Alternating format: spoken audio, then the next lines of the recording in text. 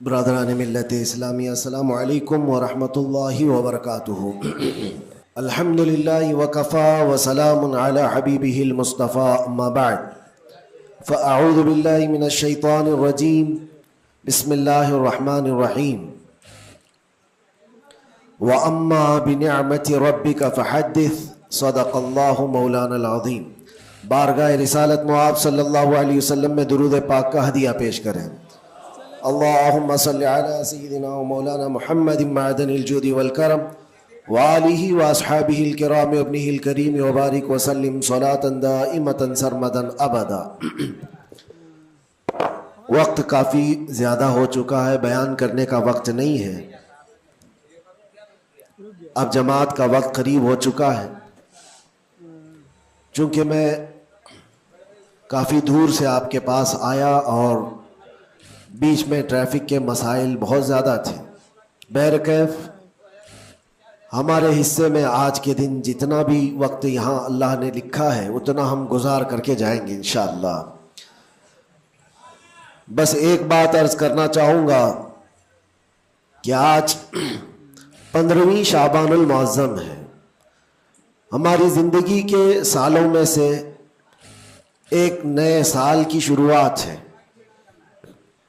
حدیث پاک میں ملتا ہے کل کی رات اللہ تعالیٰ فرشتوں کو سارے معاملات تقسیم کر دیتا ہے، بندوں کے متعلق کیا کیا چیزیں سال بھر میں ہونے والی، اور فرشتوں کو سارے احکام بتا دیے جاتے ہیں۔ اس میں سے بسا اوقات ایسا ہوتا ہے کہ کسی کی موت لکھی گئی ہوئی ہوتی ہے اس سال، لیکن وہ بندہ شادی کی تیاریوں میں مصروف ہے۔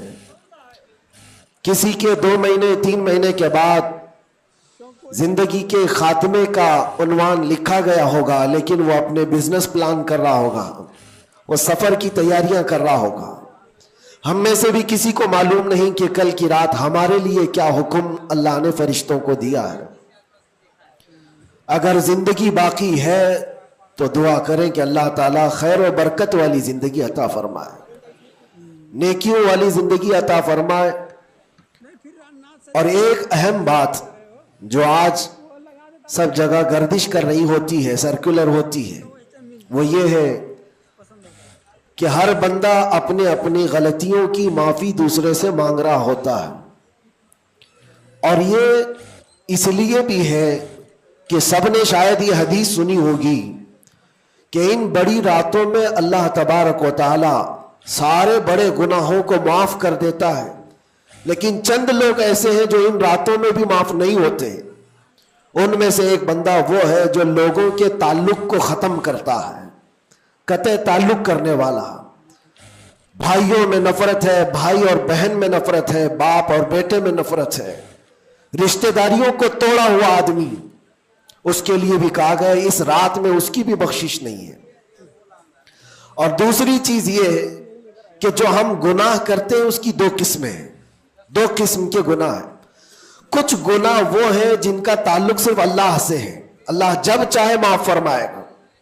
شراب پیا، زنا کیا، غلط کاریاں کیا، جھوٹ بولا ہے، یہ سارے گناہ وہ ہیں جس کی معافی اللہ سے ڈائریکٹ کی لی جائے گی۔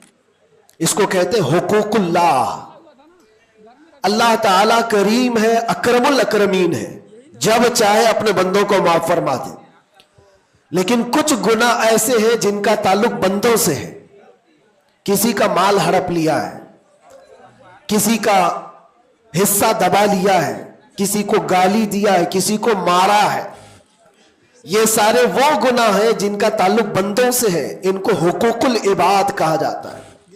اور یہ گناہ زیادہ ڈینجر ہے، حقوق اللہ سے زیادہ ڈینجر حقوق العباد ہے، کیونکہ حدیث پاک میں ہے اللہ سے متعلق جو گناہ ہے وہ رب تعالیٰ جب چاہے معاف فرمائے گا، لیکن جو بندوں سے ریلیٹڈ ہے اللہ فرماتا ہے جب تک بندہ بندے کو معاف نہیں کرتا اللہ نہیں معاف فرمائے گا، اللہ معاف نہیں فرمائے گا۔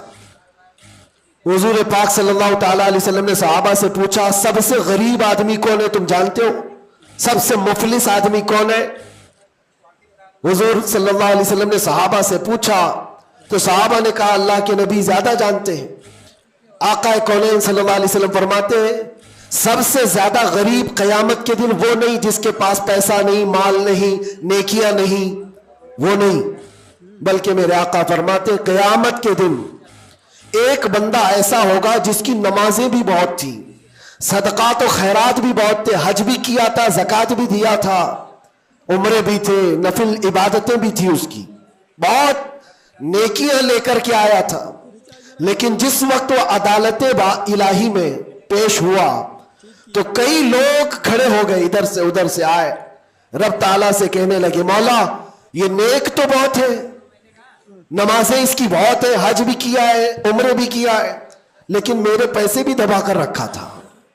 کوئی کہتا ہے کہ مولا میرا حق اس کے اوپر بنتا ہے، اس نے مجھے گالی دی تھی، کوئی کہتا ہے کہ مولا میرا بھی حق بنتا ہے، اس نے مجھے مارا تھا، کوئی کہتا ہے مولا میرا بھی حق بنتا ہے، اس نے میرے پیٹھ پیچھے مجھ سے چغلی کی تھی اور لڑانے کی کوشش کی تھی، میرا حق بنتا ہے اس پر۔ تو یہ سارے حق طلب کرنے والے بندے کھڑے ہو جائیں گے اس کے خلاف جو نیکوکار تھا۔ اللہ تعالیٰ فرماتا ہے تم لوگوں کو اس سے کیا چاہیے؟ سارے بندے کہتے ہیں مولا ہم تو گنہگار ہیں، نیکیوں کی کمی ہے، اس کے پاس نیکیاں زیادہ ہے، اس کی نیکیاں ہمیں دلا دے۔ اب عدالت الہی کا یہ فیصلہ سنو، اللہ فرشتوں کو حکم دیتا ہے اس کے پاس جتنی نیکیاں ہیں وہ ان سب میں تقسیم کرو، جتنوں کا حق اس نے دبا رکھا ہے سب میں اس کی نیکیاں بانٹی جائیں۔ جب فرشتے اس کی نیکیاں نکال کر تقسیم کر رہے تھے، نیکیاں اس کی پوری ختم ہو گئی، حقداروں کا بھی حق پورا ہوا نہیں، کچھ اور بھی باقی رہ گئے تھے۔ وہ کہنے لگے مولا ہمارا بھی حق ہے اس کے اوپر، ہمارا بھی اس نے مال رکھا ہے۔ اللہ تعالیٰ فرماتا ہے اب اس کے پاس تو نیکیاں پوری ختم ہو گئی، تم چاہتے کیا ہو؟ وہ گنہگار تھے، وہ کہتے مولا ہم یہ چاہتے ہیں کہ ہمارے گناہ اٹھا کر کے اس پر ڈال دے، ہمارا بوجھ تو کم ہو جائے۔ حکم ہوگا رب تعالیٰ کا کہ اس کے اوپر ان کا حق بنتا ہے، لہذا ان کے گناہ اٹھا کر کے اس کے اوپر ڈالو۔ حدیث پاک میں میرے آقا فرماتے ہیں لے کے تو چلا تھا بہت ساری نیکیاں، لیکن وہاں سب بٹ گئی، الٹا دوسروں کے گناہ اپنے سر پر لے لیا اور سیدھے اس کو فرشتے جہنم میں لے کر جاتے ہیں۔ یہ قیامت کے دن کا سب سے مفلس آدمی ہے، سب سے غریب۔ اسی لیے اے لوگوں حقوق العباد میں کبھی گرفتار مت ہونا، دنیا میں کسی کا حق دبا کر مت رکھنا۔ کسی کو اگر تم نے اپنی زبان سے ایذا دیا ہے، تکلیف دی ہے، یا ہاتھ سے دیا ہے، یا کسی بھی طرح سے دیا ہے، تو قیامت کے دن اس کا حق لیا جائے گا، تمہیں اس کا حق دینا پڑے گا۔ اسی لیے شب برات آتی ہے تو سب لوگ ایک دوسرے سے معافی بھی مانگ لیتے ہیں۔ بندوں سے اگر تمہارا حق ہے تو بندوں سے معافی مانگ لو، اگر بندہ معاف کر دیا دنیا میں تو اللہ بھی معاف فرمائے گا، اللہ معاف فرمائے گا۔ لیکن معافی مانگنے کا ٹرینڈ آج واٹس ایپ اسٹیٹس بن گیا ہے، بہت آسان ہے اسٹیٹس پر رکھ دینے کا کہ میرے جس کے اوپر بھی حق بنتے ہیں میں نے ان کو معاف کیا، وہ مجھے معاف کر دیں، کسی کے پاس جانے کی ضرورت ہی نہیں، واٹس ایپ میں گھماتے رہ جاؤ۔ کیا اسی کو معافی مانگنا کہتے ہیں؟ معافی مانگنے میں آدمی کو جو انا ہے، جو تکبر ہے، جو شیطان اسے گھمنڈ دلاتا ہے، اسی توڑنے کے لیے تو اللہ نے معافی مانگنے کا حکم دیا ہے کہ جاؤ تم اپنے اس بندے سے معافی طلب کرو جس کے پاس جانے میں تمہیں شرم آ رہی ہے۔ اپنے نفس کو توڑو، اپنے انا کو ختم کرو، اپنے تکبر کو مارو۔ تمہاری بہن کا کوئی حق باقی تھا تو تم اگر یہ سوچتے ہو اس کے پاس کیسے جاؤں، وہ تو چھوٹی ہے، میں اتنا بڑا ہو گیا ہوں، کیا بہن سے بھی معافی مانگوں گا، میں چھوٹا ہو جاؤں گا؟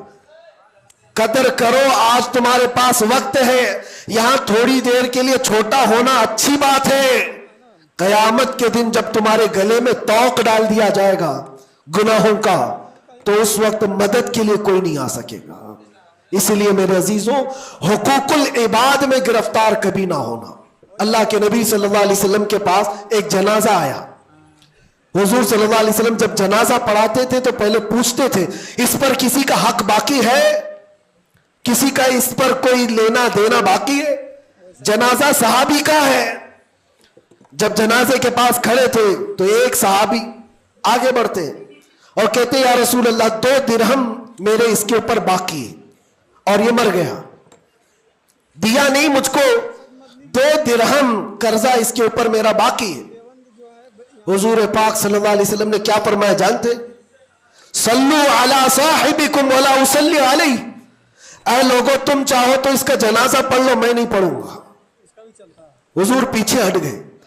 2 درہم کا صرف قرضہ باقی تھا جن کا انتقال ہوا, اور حضور نے فرمایا میں جنازہ نہیں پڑھوں گا. سوچو آج 2 درہم کا بوجھ بھی کتنا بڑا ہوتا ہے. جنازہ رکھا ہے, حضور پیچھے ہٹ گئے. پھر ایک کوئی صحابی آگے بڑھتے اور کہتے یا رسول اللہ صلی اللہ علیہ وسلم, ان کی جانب سے ان کا قرضہ میں ادا کر دوں گا. حضور نے فرمایا کب تک ادا کرو گے؟ کہا کل کی مغرب سے پہلے میں ادا کر دوں گا. اللہ کے نبی نے ان سے وعدہ لیا اور اس کے بعد پھر اس صحابی کی نماز جنازہ پڑھائی. یہاں تو بہت سارے حقوق لے کر بیٹھے ہیں, وہ تو 2 درہم کی بات کر رہا ہوں. اسی لیے ہماری زندگی کا خاتمہ ہونے سے پہلے یہ حساب کتاب پہلے صاف کر لو. حاسبو قبل ان تحاسبو, اپنا حساب کلیئر رکھو اس سے پہلے کہ تمہارا حساب لیا جائے. اللہ کریم ہم سب کو کہنے سننے سے زیادہ عمل کی توفیق عطا فرمائے. رب تبارک و تعالی شعبان المعظم کے اس پاکیزہ مہینے کو ہم سب کے لیے نیکیوں والا اور خیر و برکت والا مہینہ بنائے. الہ العالمین قدیر و جبار خدا, جب تو نے رجب اور شعبان ہمیں دکھایا ہے تو رمضان تک ہماری زندگی عطا فرما. وآخر دعوانا الحمدللہ رب العالمین. السلام علیکم.